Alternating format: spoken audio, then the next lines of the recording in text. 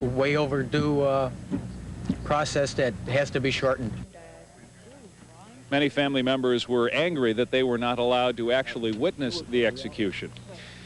My colleague Chuck Gowdy spent the night covering Gacy's execution that was scheduled actually for 1 minute after midnight, but occurred much later than that, about an hour later than that, because of at least one serious delay. John Wayne Gacy was pronounced dead at 12:58 a.m. That statement early this morning was more than 15 years in the making. 15 years after a graveyard of torture victims was found under his house, John Gacy paid the price. Gacy was executed for 33 sex-related murders, executed in this room at Stateville Prison, the former home of the old electric chair. His death by lethal injection took 18 minutes, 3 or 4 times longer than it should have, because of a major snafu, a blockage in an intravenous line that was to deliver the chemical to stop Gacy's breathing, the second of 3 chemicals. During the second chemical, there was some problem with that chemical gelling in the line. We're not real clear whether it was the blood clotting with the needle or whether the chemical itself was gelling.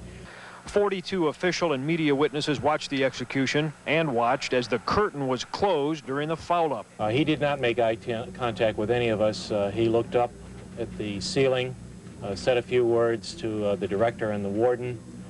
One of the things I did notice was there was a complete change in the color of his face, and obviously he had a stoppage of the heart. There were all these sort of shadowy things going on, and it was very creepy, but it wasn't like you saw anything bad happen.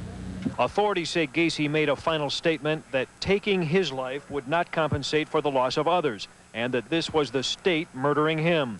23 relatives of Gacy victims were not among the witnesses. They were put in a meeting room at the prison, found out Gacy was dead from TV news coverage, and served punch and cookies.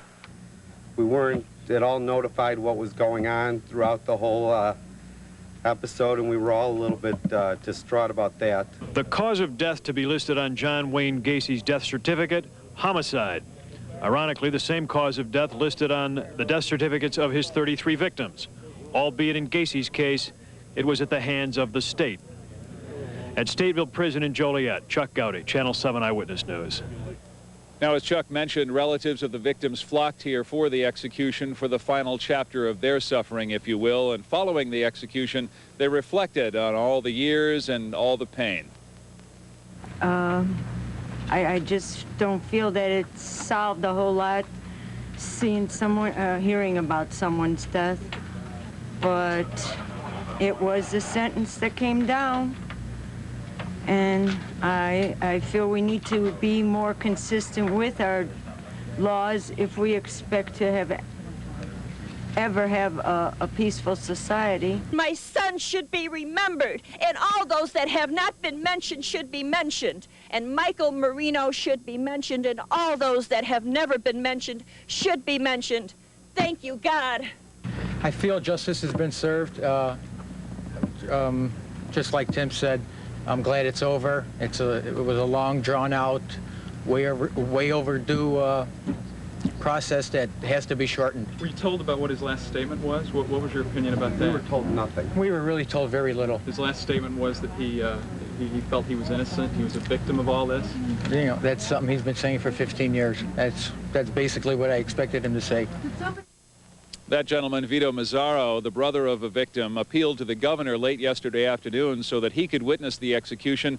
The governor would not speak to him on the phone, and aides said he would not be allowed. He would have to stay with the other victims' families and relatives in another room. We'll have more in about 30 minutes. Live from Stateville Prison in Joliet, I'm Dick Johnson, Channel 7 Eyewitness News.